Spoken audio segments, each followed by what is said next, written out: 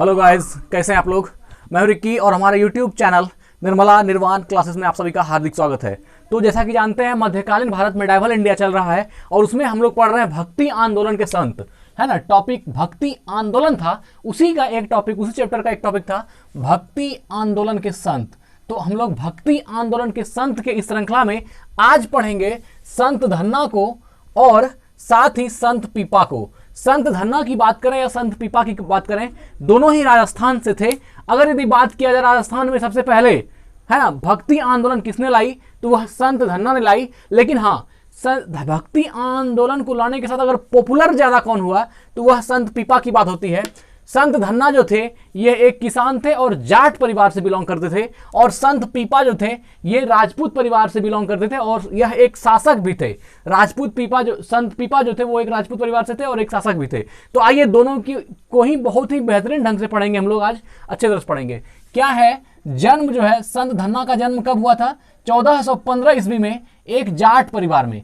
संत धन्ना का जन्म 1415 ईस्वी में एक जाट परिवार में हुआ, याद रखना है, 1415 ईस्वी में और एक जाट परिवार में हुआ था। ऐसे कहा जाता है कि ये किसान बाद में किसान थे।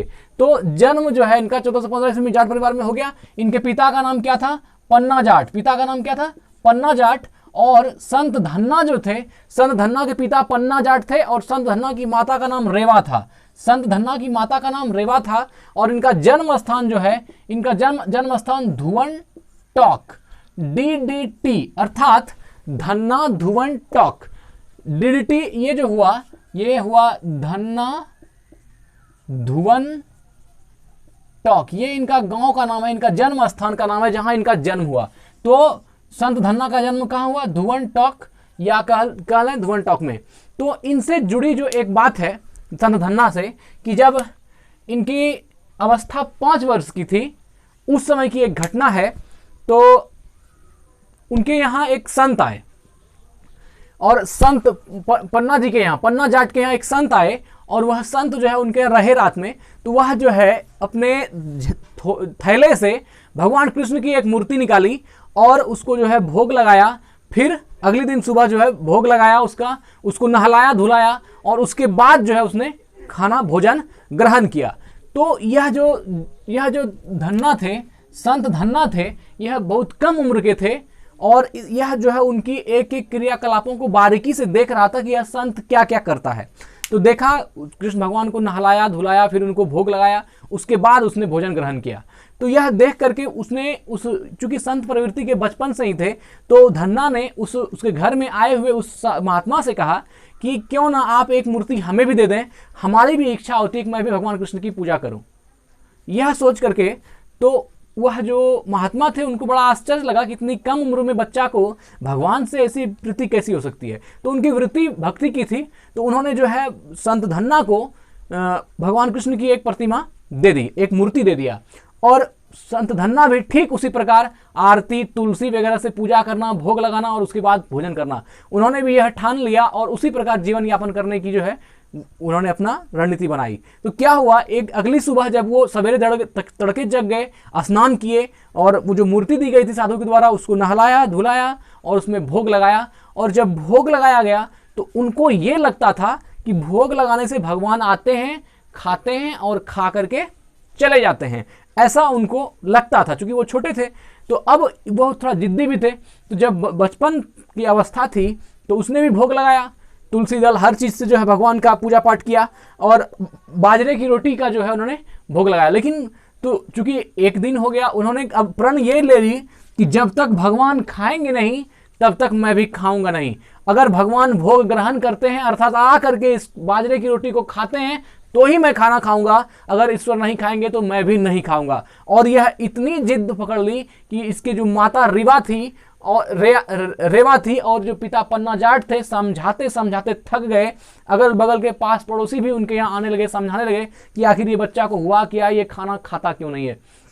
और लास्टली ये कुछ 2-3-4 दिन की घटना हो गई और बच्चा कुछ भी नहीं खाने लगा। उनकी स्थिति ऐसी हो गई कि शरीर जर्जर हो गया और आंखें धंस गई। उतने छोटे बच्चे के लिए वो तब बहुत बड़ा हो जाता है। फिर एक दिन की बात है, वह जो है फिर वैसे ही स्नान करके भोग लगाया भगवान को, और ऐसा माना जाता है कि उस दिन भगवान कुछ दिन के 2-3-4 दिन के बाद जो है साक्षात भगवान आए और उन्होंने जो है बाजरे की रोटी खाई। और जब बाजरे की रोटी खाने लगे तो वह जो है बालक बहुत बिलख कर रोने लगा कि इतना सा काम के लिए हम कितना दिन से मतलब आपको याद कर रहे हैं और आप इतना सा है कि आप आकर के मेरा भोग ग्रहण नहीं कर सकते हैं। फिर बाद में जब खाने लगे भगवान कृष्ण, ऐसा कहा जाता है, तो फिर क्या हुआ कि उनका हाथ पकड़ लिया और कहा कि इतना दिन तक क्यों नहीं आए, पहले इसका जवाब दो। और उसके बाद कहा कि जब खाना शुरू हुआ तो अब सब तुम ही खा लोगे, हम क्या खाएंगे, मतलब कुछ हमारे लिए भी रहने दो, मैं भी भूखा हूं।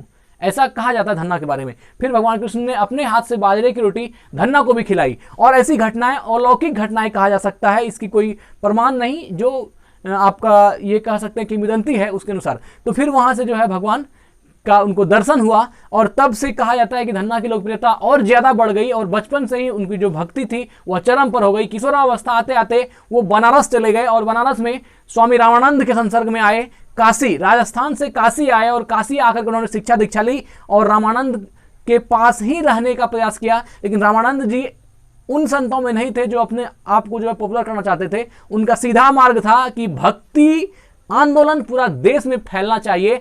इसलिए उन्होंने जो है संत धन्ना को समझाया और कहा कि तुम किसान हो, खेती ही करो, लेकिन अगर तुम्हें चित्तवृत्ति है भगवान की भक्ति करने की, अगर इतना ही ज्यादा तुम्हारे अंदर वैराग है तो वह खेती में भी होगा। अगर तुम खेती करते रहोगे फिर भी ईश्वर भक्ति तुमको रोक नहीं पाएगी, तुम पे अगर होगा तो होगा ही। तो वो फिर अपने घर गए और वहां जाके किसान वाला काम, जो खेती का काम था, वो करने लगे और उसी दरम्यान भी जो है भगवान भक्ति में भी रमने लगे और जो है ईश्वर की धुन में मस्त रहने लगे।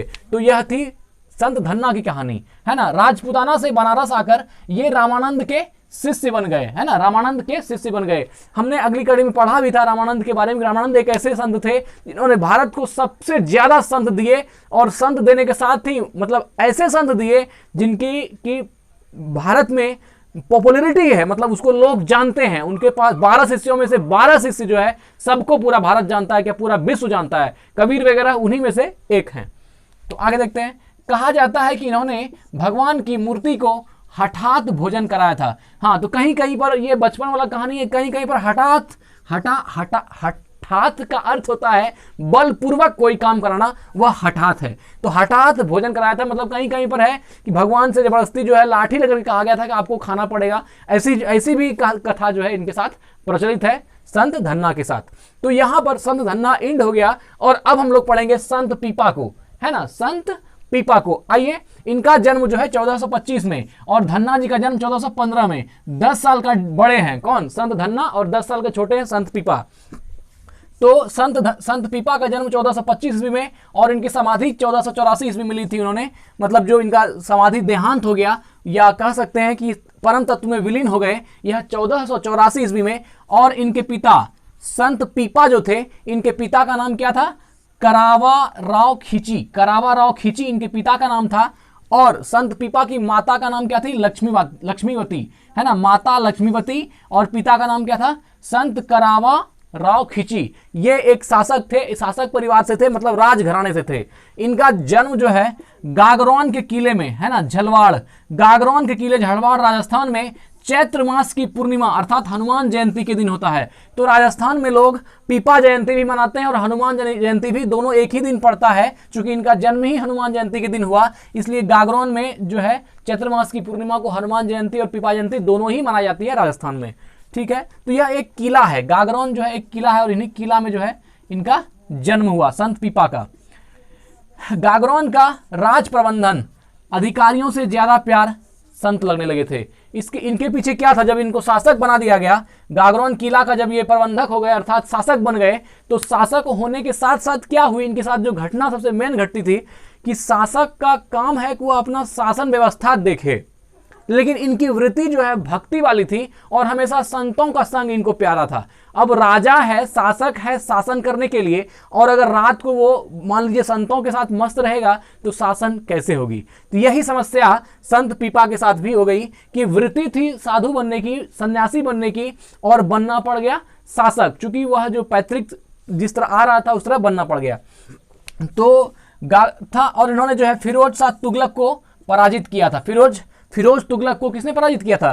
तो यह भी आपका संत पीपा। तो संत पीपा बाद में हुए। पहले जो इनका संत पीपा का वास्तविक नाम था प्रताप सिंह खींची। क्या नाम था?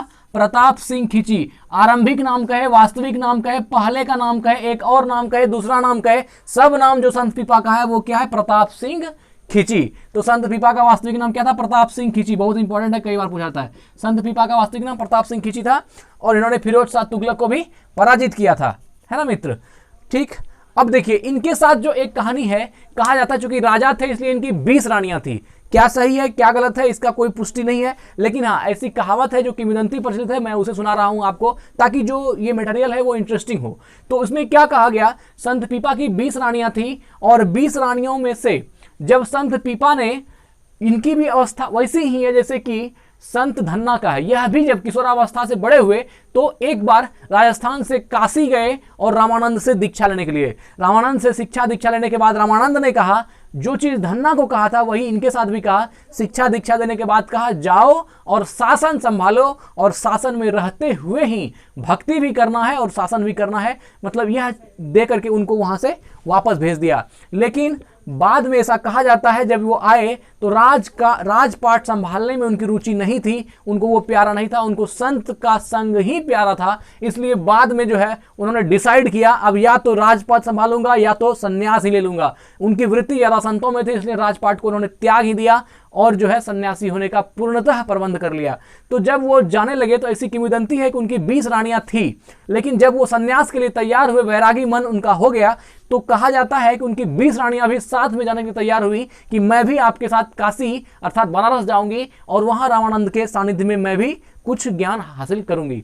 लेकिन उसके बाद जो है संत पीपा ने उनसे यही क्वेश्चन किया 20 रानियों से कि ना तो वहां महल मिलेगा और ना ही तुम्हें भोजन मिलेगा, ना कोई आभूषण और ना ही बेहतरीन सैया मिलेगी, अर्थात सब चीज का दिक्कत है। वहां महल नहीं है जो तुम आराम से रह लोगी, वहां खाना इस तरह नहीं मिलता जिस तरह यहाँ हमारे राजघराने में मिलता है, और आभूषण भी वहां नहीं मिलेगा, वह तो एक सन्यासी का जीवन है, इसलिए तुमसे यह पॉसिबल नहीं होगा, एक कंबल लेकर के ही जीवन व्यतीत करना पड़ता है। तो उनकी 20 रानियों में से 19 ने पैर पीछे खींच लिया, मतलब उन 19 रानियों ने कहा मुझसे नहीं हो पाएगा और मैं नहीं जाऊंगी। लेकिन एक रानी जो सबसे छोटी रानी थी, है ना, उसका नाम था छोटी रानी का सोनखरी पद्मावती। सोनखरी ने क्या कहा कि राजा जहां जाएंगे मैं वहीं जाऊंगी, चाहे इसके लिए जिस पर भी जितना भी कष्ट होगा, चाहे महल मिले, भोजन मिले, वस्त्र मिले ना मिले, लेकिन मैं इस शासक जो थे संत पीपा उन्हीं के साथ रहूंगी, अर्थात प्रताप सिंह खींची के साथ रहूंगी, चाहे जो कुछ भी हो जाए। तो बाद में जो है प्रताप सिंह खींची उनको लेकर के रामानंद के पास गए और रामानंद से फिर शिक्षा दीक्षा ग्रहण की और रामानंद को कहा इस बार मैं लौटने के लिए नहीं आया हूं, मैं आपके साथ ही रहूंगा और यहीं काशी बनारस में रहूंगा। तो रामानंद ने जब समझ लिया, चूंकि ये मानने वाले थे नहीं, तो उन्होंने बाद में उनको जो है अपने शरण में ही रख लिया, काशी में ही।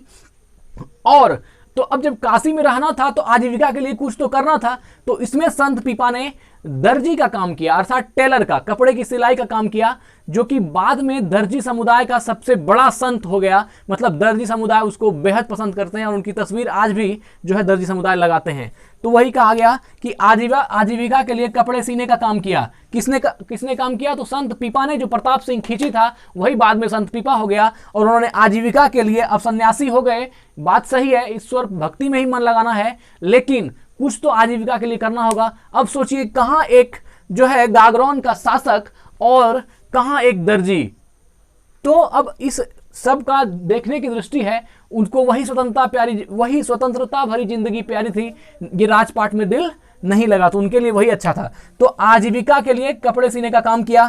दर्जी समुदाय इन्हें अपना संत मानती है। दर्जी समुदाय वहां, अब राजस्थान में क्या, जहां भी देखेंगे तो दर्जी समुदाय जितने भी हैं वो लोग इन संत को, संत पीपा को अपना आदर्श मानते हैं और जो है इनके प्रति उनका सम्मान देखने को मिलता है। तो यह जो थी आपने अभी देखा संत पीपा को, है ना, संत धन्ना को, और अगली वीडियो मीराबाई पर होगी और बेहतरीन वीडियो होगी, जबरदस्त वीडियो होगी, तो देखना जरूर है। ठीक है, फिर अपना ख्याल रखिए, धन्यवाद। चैनल को सब्सक्राइब नहीं किए हैं तो कर लीजिए और वीडियो पसंद आई तो लाइक जरूर कीजिएगा, और अगर सब्सक्राइब कर लिए हैं तो बहुत बहुत धन्यवाद।